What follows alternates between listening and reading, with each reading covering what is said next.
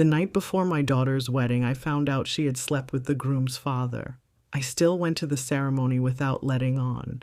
I felt dreadful in front of the groom's family.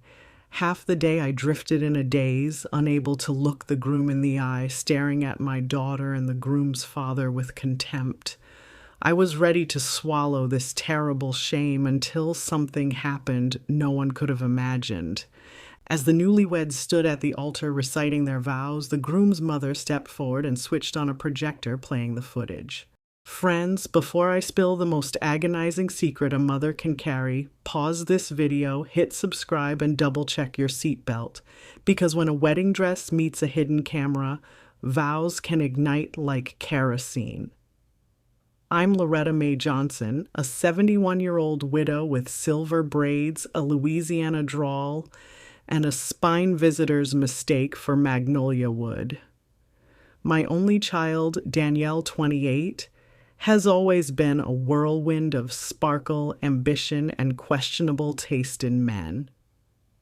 When she announced she'd marry Jeffrey Whitmore, soft-spoken physical therapist from a tidy North Carolina family, I thanked heaven we'd finally escaped her streak of drummers, poets, and crypto day traders. Rehearsal dinner glimmered like a Hallmark card. The Whitmores rented the century-old Elmwood Inn, all white linens, flickering candelabras, and enough hydrangeas to drown a harvest moon. Jeffrey's father, Douglas, toasted the couple with Bordeaux that probably cost more than my Buick. His wife, Clarice Whitmore, glowed beside him, pearls clasped tight against a cashmere sweater. I should have slept easy that night. Instead, somewhere around 2 a.m., my phone buzzed. Unknown number, 3 texts. Your daughter is making the worst mistake of her life. Video file. Decide what kind of mother you'll be by dawn. I clicked. Bad lighting, hotel bedsheets, 2 bodies, my daughter, and Douglas Whitmore. No faces needed. Danielle's shoulder tattoo, unapologetic, blazed like neon. Douglas's wedding band winked as he brushed her hair aside. My scream never left my throat. I sat frozen, phone trembling, a hurricane of nausea spinning inside my chest. 5 minutes later, a 4th text arrived. Do nothing, and everyone loses. No sender ID. No clue whether Clarice sent it, a jilted ex, or Jeffrey himself. I paced the hotel room till sunrise, wiping tears I prayed wouldn't puff my eyes. At 8 sharp, Danielle knocked, giddy, veil draped over her arm. Mom, zip me into my gown. My hand shook so badly the zipper teeth chattered. She chalked it up to morning jitters and twirled toward the mirror, oblivious. We arrived at St. Agnes Chapel just before 11. Pew ribbons fluttered, gospel trio rehearsed at last. I greeted Jeffrey with a smile I forced through shards of betrayal. Every glance at my daughter burned like acid. Every glimpse of Douglas triggered the video on loop inside my skull. And Clarice, poised, serene, studied the room through narrowed eyes as though searching for a snake. The ceremony began. Organ swelled. Bridesmaids glided down the aisle. I gripped the pew rail, heart pounding. Danielle appeared at the doorway, satin glowing. Douglas by her side as escort. Another Whitmore tradition. My knees buckled. Halfway down the aisle, Douglas caught my gaze. For a split second, his confident smile flickered, replaced by fear, regret, I couldn't tell. At the altar, the pastor welcomed guests. Dearly beloved, we gather. Words blurred, sweat chilled my spine. I weighed my options. Storm forward? Expose the video? Spare Jeffrey and ruin my daughter forever? I swallowed the secret, or tried to, resigned to silent shame. Then Clarice stepped onto the chancel steps, interrupting vows. Guests murmured. She lifted a small remote. A hidden projector whirred. The floral arch bloomed with light. Danielle gasped as her own silhouette flickered across white roses. The video. Awkward camera angle, but unmistakable.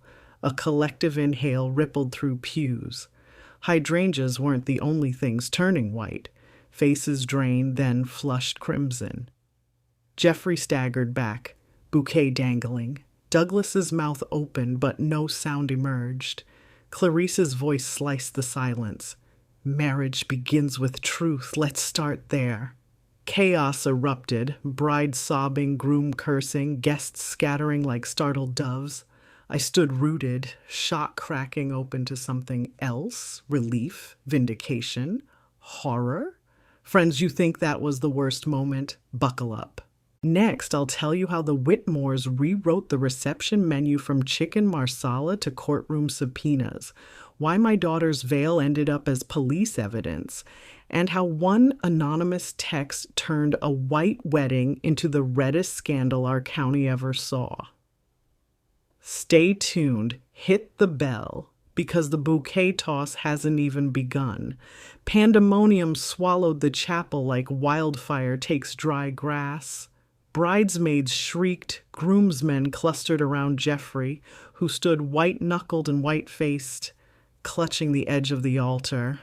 Danielle's bouquet hit the marble with a hollow thunk, petals scattering across Clarice's projector stand like spent confetti. For a heartbeat, I could only hear my own pulse. Then Jeffrey exploded.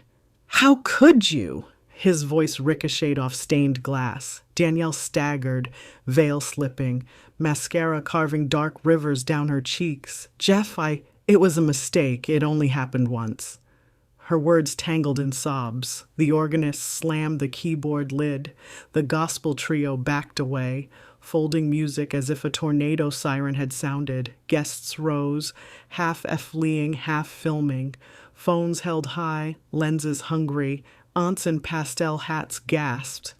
Douglas finally found his voice. "Clarice, stop this madness!" He lunged for the remote.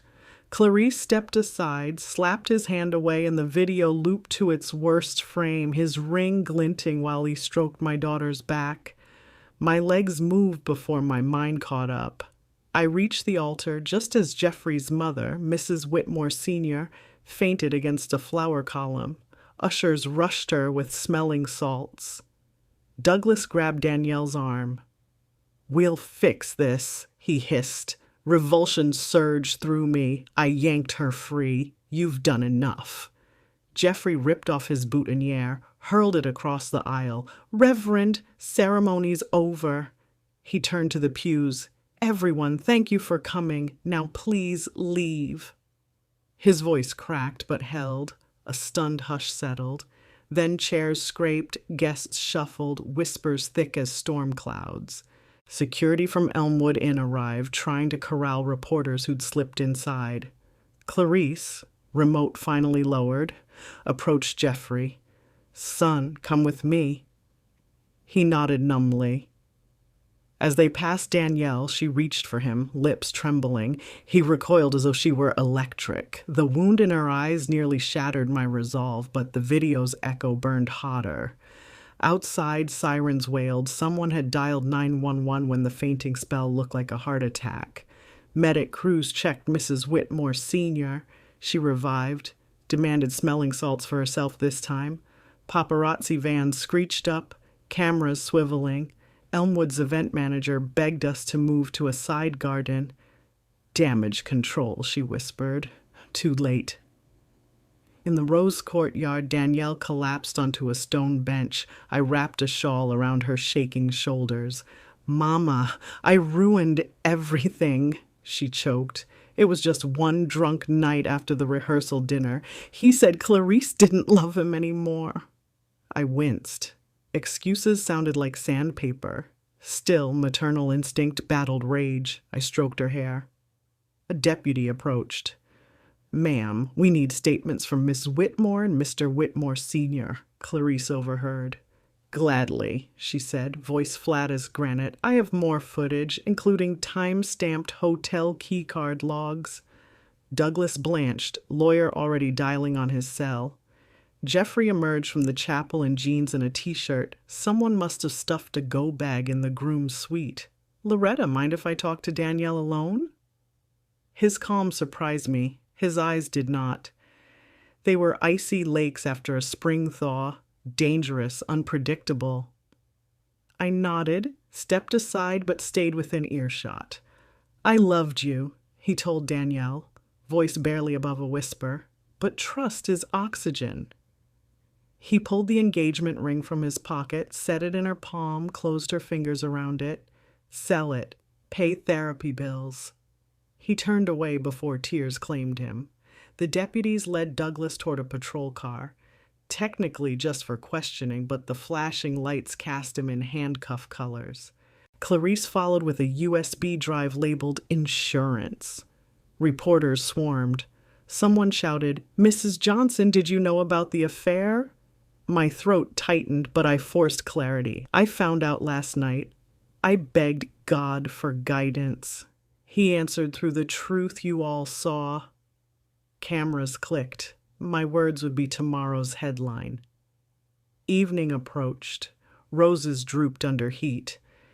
The reception hall, still set with 200 dinners, smelled of cooling chicken and sour disappointment. Staff boxed leftover cake into anonymous white cartons. I took one. Couldn't say why. Maybe so the day wouldn't end. Entirely empty-handed. As the last guests left, Clarice stopped beside me. "I'm not sorry for exposing them," she said quietly, "but I never meant to humiliate you." I nodded. Truth stings, but lies suffocate. We stood in shared ache until police radios crackled new instructions and separated us again. Back at the hotel, Danielle lay curled on her bed, dress pooled like a defeated swan. She clutched the ring, whispered, "What do I do now?" I didn't have answers yet. I only knew tomorrow's sun would rise on scorched earth. Reporters camped outside the Elmwood Inn before dawn, tripods jutting like siege weapons. By breakfast, a headline looped on morning TV, "Rehearsal bed, wedding dead." Danielle watched from our hotel suite, face blotched, eyes hollow. Each replay of that wretched video carved her guilt a little deeper. A knock interrupted the broadcast. I opened the door to find a courier holding a manila envelope and a body camera. Proof of service for legal papers. I signed, shut the door, and peeled it open. Inside, a civil complaint filed in Mecklenburg County Superior Court, Jeffrey Whitmore v. Danielle Johnson, seeking damages for emotional distress, wedding expenses, and reputational harm. 25 pages, plus a bill of particulars totaling $350. "Jeffrey's suing me," Danielle whispered, fists white around a tissue. I scanned the filing. It cited North Carolina's seldom invoked heart balm statute, alienation of affection claims typically aimed at interlopers. Danielle's liaison with Douglas, Jeffrey alleged, had shattered the engagement and humiliated his family. Harold read over my shoulder, jaw set. He's aiming for her savings and the engagement ring sale, which brought us to Bombshell 2. Clarice texted a PDF marked Prenuptial Agreement, Clause 8.3. Adultery by either party prior to vows triggers forfeiture of any shared property acquired during the engagement. Wedding gifts. Joint honeymoon fund, even the down payment Jeffrey's parents had advanced for a house. Danielle had signed it weeks earlier, breezing past the legalese. I dialed our family attorney, Miss Zetta Graves, retired judge, tenacious as duct tape. She arrived in tracksuit and pearls, iced latte in hand. After reading the lawsuit, her eyebrow arched. They're stacking pressure. Most heart balm suits end in quick settlement, but the prenup's enforceable. Damage control, mitigate publicity, challenge alienation claim, and, God help us, negotiate. Meanwhile, the media circus sniffed bigger prey. A tabloid offered Danielle $50,000 for exclusive bride-scorned rights, promising a sympathetic spin. Another outlet dangled $100,000 for surveillance footage Clarice hinted existed. Lobby cameras showing Danielle and Douglas entering the hotel suite at 1:12 a.m. Clarice refused, but gossip sites buzzed. Etta's phone pinged. Opposing counsel proposed settlement. Danielle surrenders the ring proceeds, pays $100,000, issues public apology, and signs NDA. Insult and injury, Etta muttered. Danielle sobbed, I don't have that money. The ring appraised at $65,000 tops. Harold paced. Heart balm relies on proving loss of love. Clarice nuked the marriage at the altar. That could undermine Jeffrey's claim. Etta nodded. Plus, Douglas is the real interloper. Jeffrey might sue his father instead if we shine the spotlight right. Strategy sparked. Step 1. Subpoena hotel security logs to confirm timestamp differences. Danielle left Douglas's suite after 15 minutes. Hardly a torrid affair. Step 2. Compile texts showing Jeffrey knew of marital troubles between his parents. Cracks predated the fling. Step 3. Leak nothing. Starve tabloids of scandal until case fizzled. But starved beasts bite. TMZ posted unverified source claims that Danielle seduced Douglas for money. Comments spiraled. Sponsors dropped Danielle's small lifestyle blog. Our phones buzzed nonstop with hate. Etta filed a countersuit. Danielle Johnson v. Douglas Whitmore. Intentional infliction of emotional distress, claiming Douglas exploited her vulnerability after too much champagne. The filing included medical records of Danielle's anxiety disorder, plus sworn statements from bridesmaids who saw Douglas ply her with drinks. That afternoon, Clarice called privately. Her voice, once ironclad, sounded fragile. Loretta, the family is fracturing. Jeffrey regrets the lawsuit, but feels cornered by his father's hypocrisy. She admitted Douglas moved into a downtown condo and hired crisis PR. If we can cut the media's throat, maybe both suits die. I suggested joint cease and desist to tabloids. Clarice agreed. Etta drafted letters warning outlets of defamation suits. Some posts vanished, others doubled down. We held a press conference. Brief, no questions. Etta reading a statement. Both families request privacy as they resolve matters respectfully. Any unauthorized video distribution will be prosecuted. Cameras clicked, but narrative cooled. Then, another twist. A YouTube channel dropped blurred images from the hotel hallway, definitely Clarice's security download. Viewers identified Douglas's cufflinks, Danielle's tattoo, timestamp overlay. The video racked up 500,000 views overnight. Etta filed emergency injunction. YouTube compliance teams yanked it. IP trace pointed to an overseas uploader. Harder to kill hydras online. Inside our suite, Danielle rocked on the sofa, clutching pillows. Mama, I destroyed everything. I wrapped her in my arms.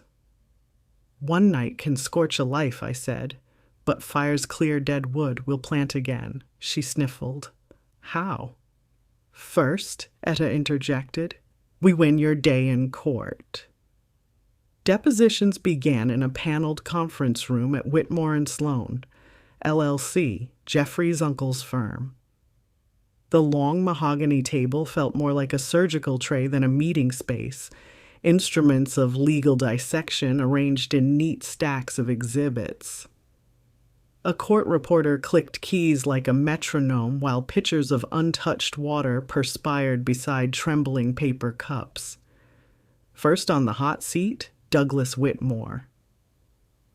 Graying at the temples and freshly coached, he started with manufactured contrition. I deeply regret my lapse in judgment. Etta wasted no time. Mr. Whitmore, you claim the encounter lasted 15 minutes and involved no exchange of valuables, correct? Correct. She produced bank records, wire transfers from D. Whitmore Consulting to a Venmo user named Danielle Dream Vacay, 3 payments totaling $15,000 over the prior year. What were these for? Douglas stammered. Travel reimbursements. She helped me plan a surprise trip for Clarice. Etta leaned in. My client never left the country in that time frame. Who traveled? Silence. Reporter Keyes hammered his discomfort into the record. Second exhibit? Hotel security stills of Douglas and Danielle entering the suite with a Toomey bag later found to contain $8,000 cash. Serials traced to Douglas's ATM withdrawals. Douglas's attorney called for recess. The judge overseeing discovery denied it. Douglas's facade cracked. Look, I was lonely, he blurted. Clarice and I, we've been separate rooms for years.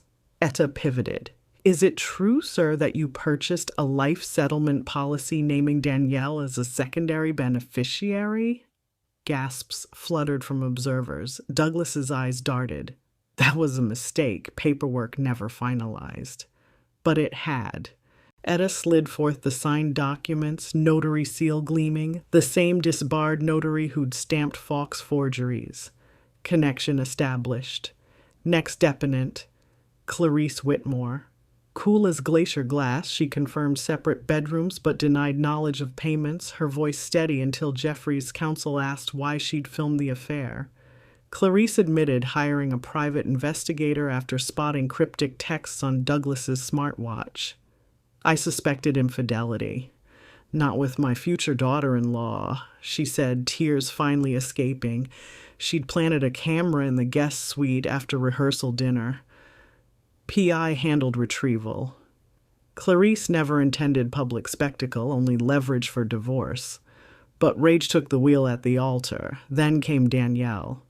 She entered pale, ringless, armed with therapy notes Etta advised her to bring. Opposing counsel pressed hard. Did you manipulate Douglas for financial gain? Danielle described depression, alcohol, feeling flattered by attention she should have refused. She acknowledged the payments. I thought he was helping with student loan debt. A damaging admission, yet honest. Counsel changed tack. Are you aware Douglas may be Jeffrey's biological father? Gasps again. My heart slammed against ribs. Jeffrey's lawyer unveiled paternity test kits Douglas had ordered anonymously months earlier, never sent. Rumor turned tangible. Danielle's head jerked towards me, horror widening her eyes. Etta objected. Relevance. The lawyer argued it proved long-standing deceit in the Whitmore marriage, motive for Douglas's actions, and complicates alienation claim because Jeffrey himself might not be Clarice's legal son. Judge allowed limited questions. Clarice erupted, That's impossible! Douglas paled. Jeffrey stood, fists shaking, but the bailiff's glare anchored him. Deposition ended in chaos. Judge sealed transcripts pending DNA confirmation. News, of course, leaked within hours. Twitter birthed, whose wedding was it? Anyway, gossip shows booked genealogists. Back at our suite, Danielle dissolved into sobs. If Jeffrey isn't his son, does that make what happened less awful? I pulled her close. Wrong doesn't shrink. Motives shift. Harold sat silently, shock calcifying on his features. Etta called an emergency strategy session. Key points. If paternity proves negative, Jeffrey's heart bomb claim weakens. Douglas's betrayal targets. Clarice more than him, payments to Danielle bolster defense that Douglas exploited, not vice versa. Life settlement policy plus financial gifts suggest grooming, grounds for criminal inquiry, separate from civil suits. Etta planned to petition the court to compel DNA tests. Clarice, now potential ally, phoned agreeing, truth, however ugly. Days later, lab results landed. Probability of paternity, 0.2%. Jeffrey was not Douglas's biological son. Shockwaves. Jeffrey dropped heart bomb suit, citing need for private healing. Prenup enforcement became murky. Clarice's lawyers argued adultery clause void if marriage to Douglas was fraud from start. Douglas suddenly faced claims from both wife and ex-fiancé plus potential charges for financial exploitation. But tabloids didn't vanish. They now spun Danielle as victim of multi-generational Whitmore deceit. Sponsorships tiptoed back, hungry for redemption arcs. Danielle refused interviews, focusing on counseling and repaying loans with ring sale funds placed in escrow until legal dust settled. Etta negotiated a global settlement. Douglas would pay Danielle $120,000. Loan restitution plus damages. Clarice would publicly retract allegations painting Danielle as seductress, and all parties signed cross NDAs. Douglas also agreed to fund a scholarship in Jeffrey's name at a local community college. Court approved. Tabloids got crumbs, not feast. At the final hearing, Jeffrey spoke softly. No marriage, but no vendetta. We rebuild separately. He left the courthouse flanked by Clarice, mother and son facing a different dawn. Outside, cameras flashed. Danielle squeezed my hand. "Does rebuilding ever end?" she asked. I thought of Daddy's railings. It shifts from wood to steel to wisdom.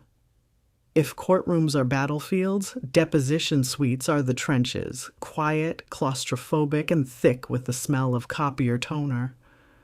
We knew the Whitmore's lawyers would try to thrash every skeleton out of our closets, so Etta Graves, the retired judge bulldog I now thank in nightly prayers, armed us with folders thicker than hymnals.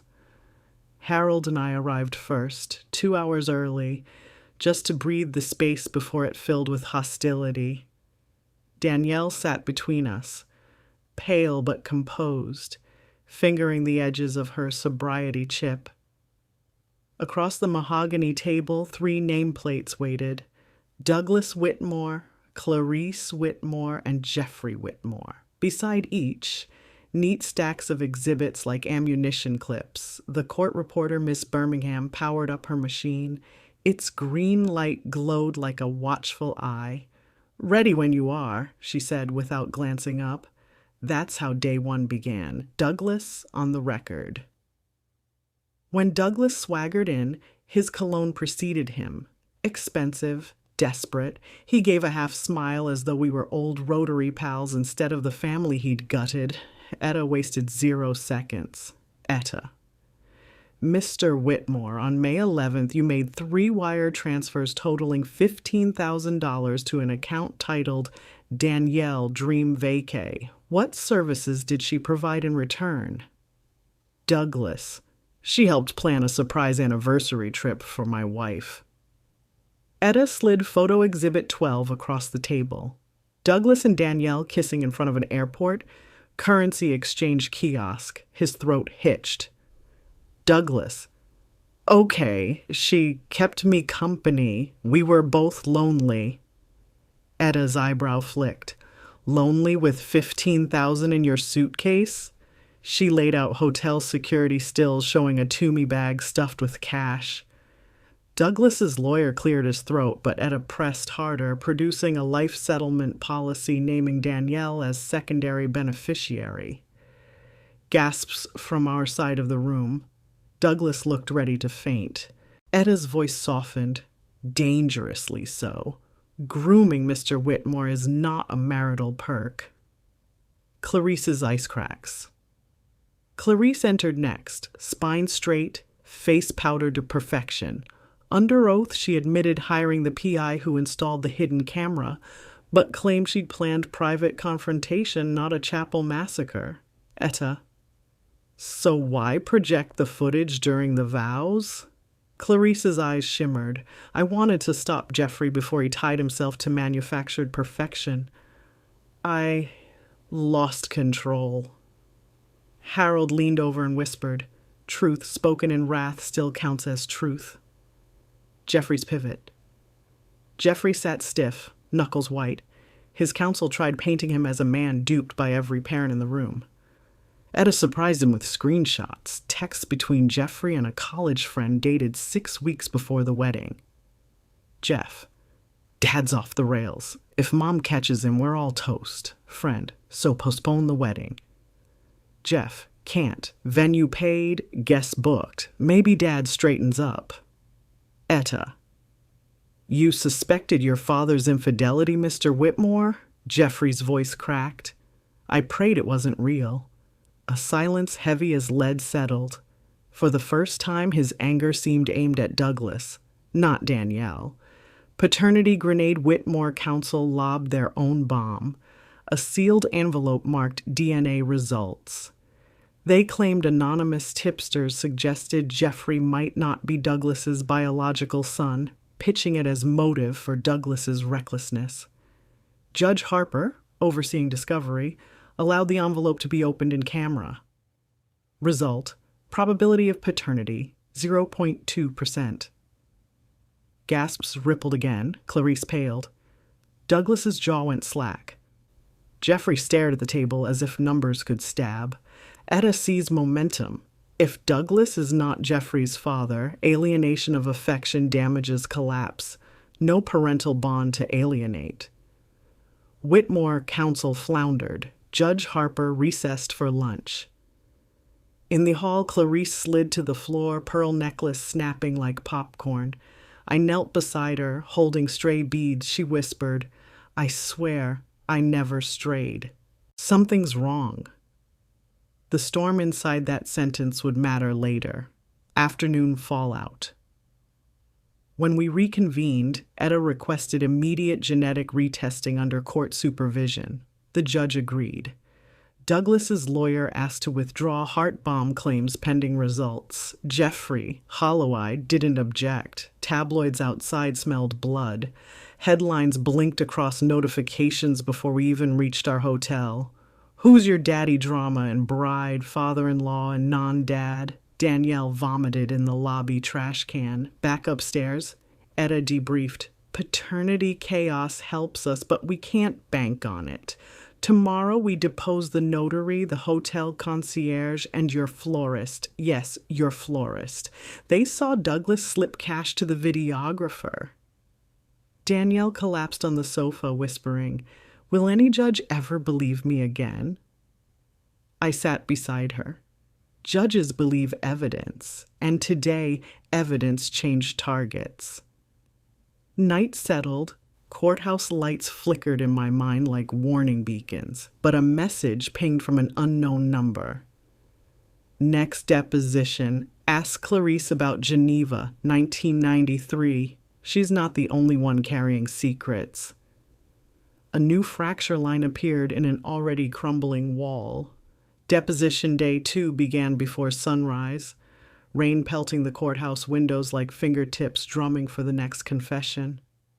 The anonymous text, ask Clarice about Geneva, 1993, packed my purse heavier than any document. Etta read the message, raised an eyebrow, and tucked it into her cross-examination notes without a word.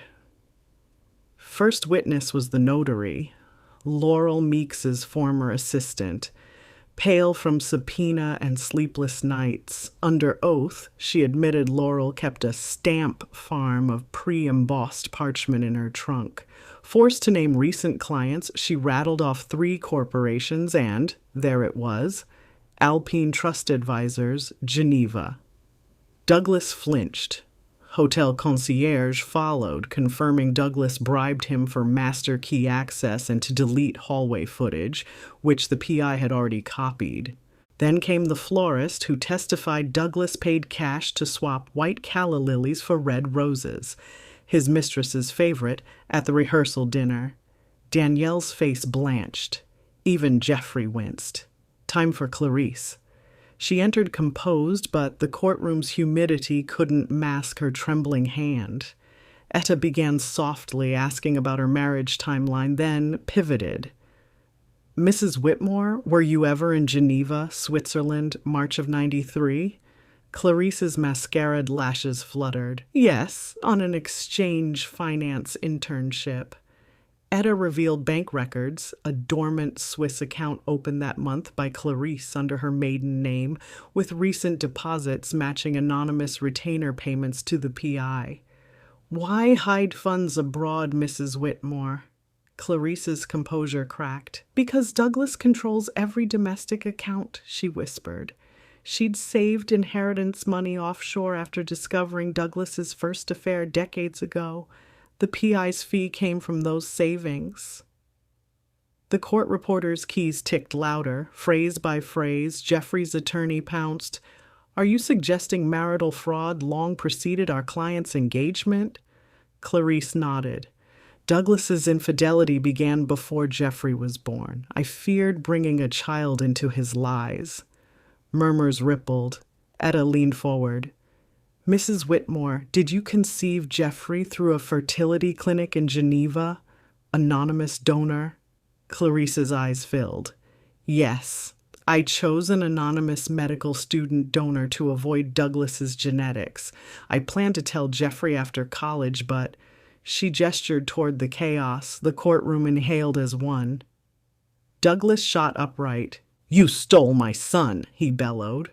Bailiff's hand rested on his shoulder. He slumped, shock eclipsing outrage. The paternity curve suddenly sharpened.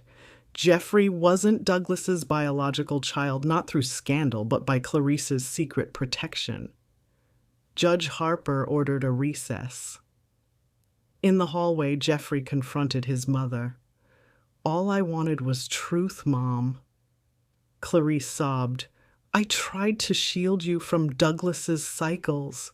Danielle stood a few feet away, tear tracks drying. Words failed all of us. Back inside, Jeffrey's counsel withdrew all remaining claims against Danielle. Heart bomb, costs, defamation. Judge accepted. Douglas lunged at his lawyer, demanding the countersuit proceed. Counsel requested to withdraw, citing irreconcilable differences. The judge granted withdrawal and warned Douglas to find new representation before trial. Etta moved swiftly. A motion to dismiss Jeffrey's prenup demands, based on lack of paternal standing, granted. She then filed for sanctions against Douglas for abusive litigation, annexing Swiss account evidence and witness tampering attempts.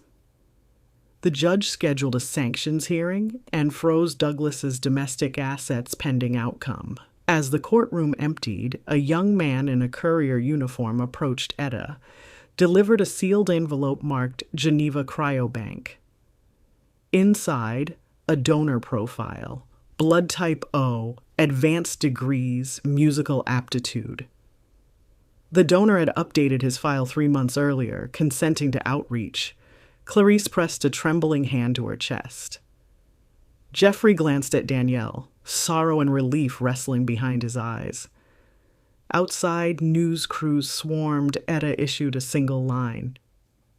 Today, the court recognized that truth, however late, is the only remedy. Cameras pivoted to Douglas, storming away with reporters peppering him about sanctions and Swiss secrets. Back at the hotel, Danielle exhaled for the first time in days. Jeffrey might actually forgive me, she said. I answered carefully. Forgiveness is his gift to give. Your task is living worthy of it, whether or not it comes. That night, Clarice emailed Danielle a proposal. Co-author a public essay on consent, secrecy, and safeguarding mental health in high-stakes families. Danielle agreed, tentative but hopeful.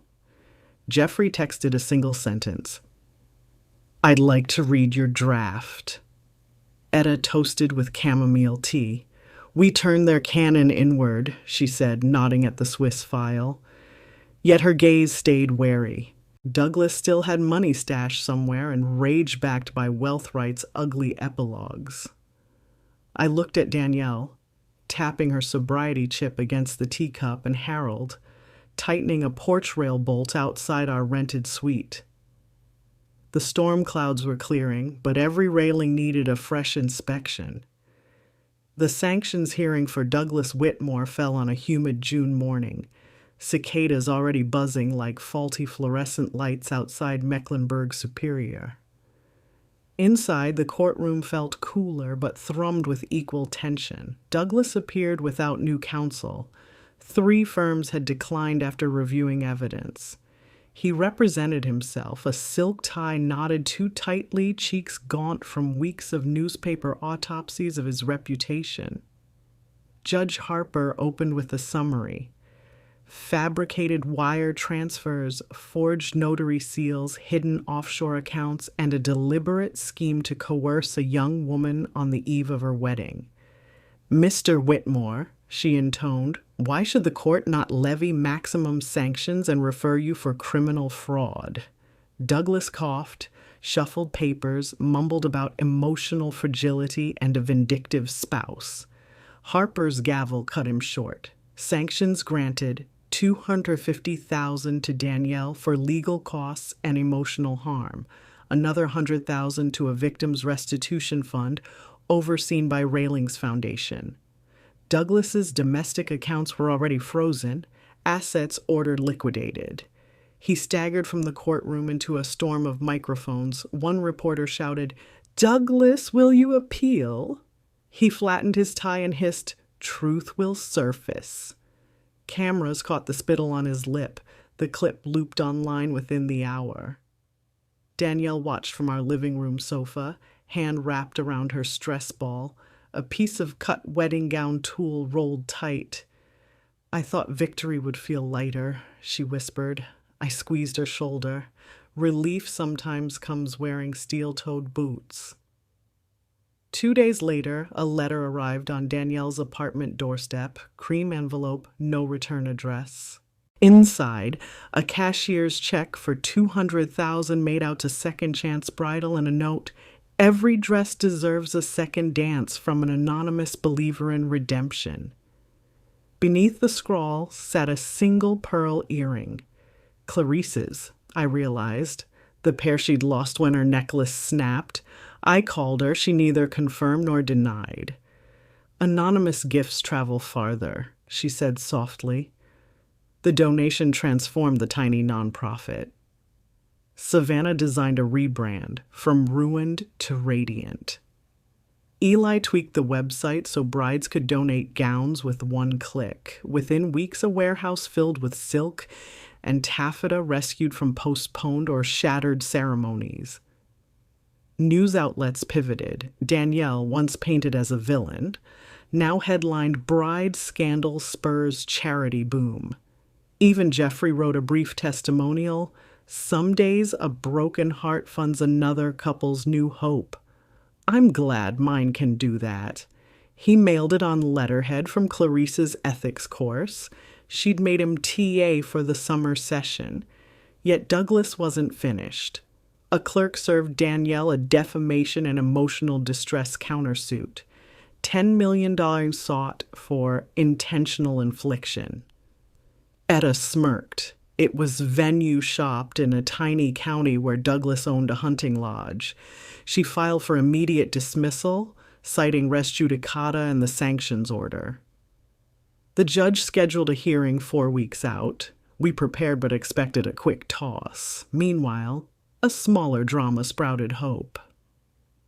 The donor registry from Geneva traced Jeffrey's biological father to a retired Belgian cello professor named Etienne Declercq, living in Seattle.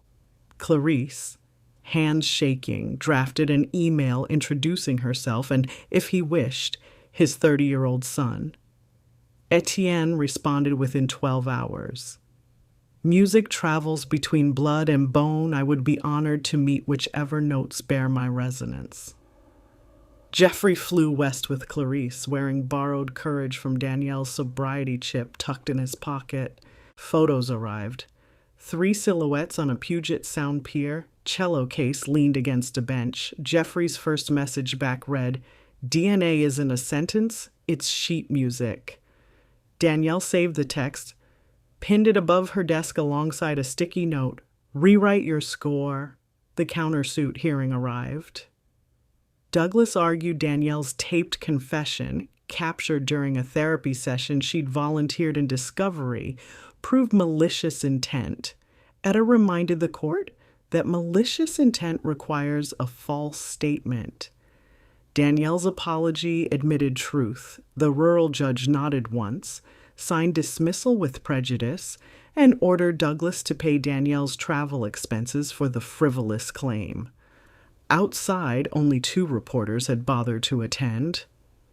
Douglas's last public act came days later.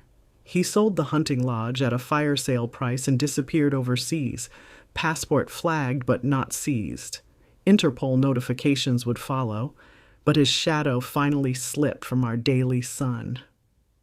That evening, Second Chance Bridal hosted its first New Beginnings showcase. Brides twirled in once-abandoned gowns, grooms clapped, tears gleamed. Danielle backstage listened to the laughter echoing through the hall and breathed a full, unbroken breath. "Mama," she said, finding me in the wings. "I think I'm finally ready to dance again, solo for now." I lifted the pearl earring necklace she'd repurposed and clasped it round her throat. "Then shine," I whispered. "Friends, Douglas's suit is ashes, but embers of our lessons glow. Jeffrey's new family chord meets Danielle's fresh melody. Clarice publishes her finance ethics book, and we learn whether forgiveness can host its own encore." July sunlight draped the Carolina hills as softly as organ chords. 1 full year had passed since the altar implosion. In that time, we'd learned forgiveness is less a door that swings open than a footpath cleared inch by inch. But on this day, the path widened into something like a dance floor.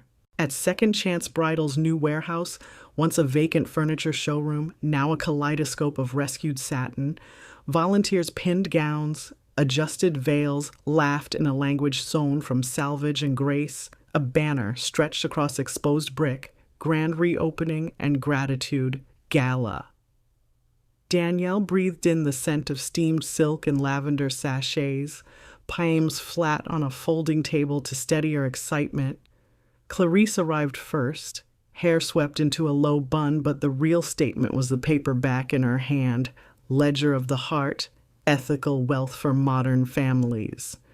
Weeks earlier, she'd landed a modest publishing deal. Today, she planned to donate the first-run royalties to Wedding Wise.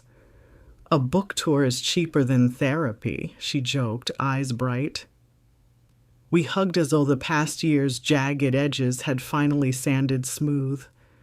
Then came Jeffrey with Etienne de Klerk, the Belgian cellist whose DNA had rearranged Jeffrey's sense of self.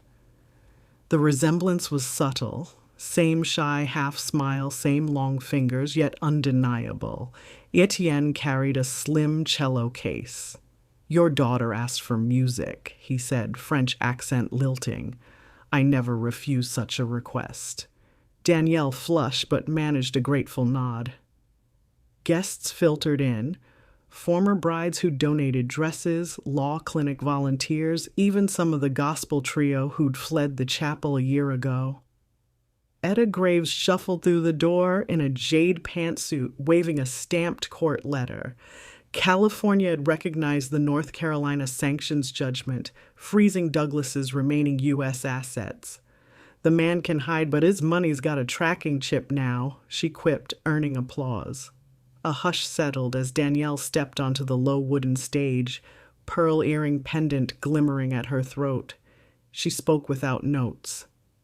"A year ago, my choices burned more than one life, but ashes nourish soil." She gestured to racks of shimmering gowns. These dresses were abandoned stories, now they're chapters waiting for new authors. Her voice steadied. "Tonight isn't about erasing shame, it's about stitching it into something sturdier." She invited Etienne forward. He sat, tuned his cello, and filled the room with Bach's Suite No. 1, notes rising like forgiveness itself, low and patient. Guests swayed, some wiped tears. Jeffrey leaned against a column, eyes closed, as if sound could stitch the last torn corner of his heart. When the piece ended, silence held for a breath, then applause burst free. Clarice took the mic, holding her book aloft. "Wealth is never just money," she said. "It's also stories, regrets, and the courage to audit them." She announced that her royalties, plus the anonymous pearl donation, had already cleared Second Chance Bridal's rent for a year and seeded a scholarship fund for single parents studying finance. Gasps turned to cheers. After speeches, mannequins rolled aside, revealing a modest parquet rectangle. A DJ spun Al Green's Let's Stay Together, Sayosong, and volunteers coaxed guests forward. Danielle hesitated. Then Jeffrey approached, hand outstretched. "One dance?" he asked quietly. She searched his face, found only kindness, and nodded. They moved gently, not lovers, reconciling but travelers acknowledging the road they once shared. Cameras flashed, yet for once the attention felt celebratory, not predatory. Harold tapped my shoulder. We joined the floor, our sway slower but sure. Across the room, Clarice danced with Etienne, laughter lighting her features in a way I'd never seen. Etta twirled with a florist, papers finely traded for petals. Later, under patio string lights, Danielle and Jeffrey sat on picnic benches, sipping ginger ale. I caught snippets. Grad school plans for him, nonprofit certification for her, no promises, just respectful possibility. Clarice joined them, offering signed copies of her book. Danielle accepted hers, tracing the embossed title like Braille. Jeffrey tucked one beneath his arm before guests departed. Savannah shot a final live stream, Danielle ringing a brass handbell labeled Hope Shift. Donations pinged in real time. Viewers typed heart emojis and rewrite your score. As moonlight silvered warehouse windows, Etienne packed his cello. He paused beside me. "Families often begin after the first ending," he said softly. I nodded, thinking of Daddy's cedar box, of railings Harold still checks every month, safety like melody is rehearsal, never finished. We locked up, laughter echoing in the now quiet hall. Danielle slid the key into my palm. "For safekeeping," she whispered. "Railings need guardians." Driving home, I replayed the evening. Cello strings, whir of sewing machines in the back room, the way Jeffrey's hand didn't tremble when he let go of Danielle's.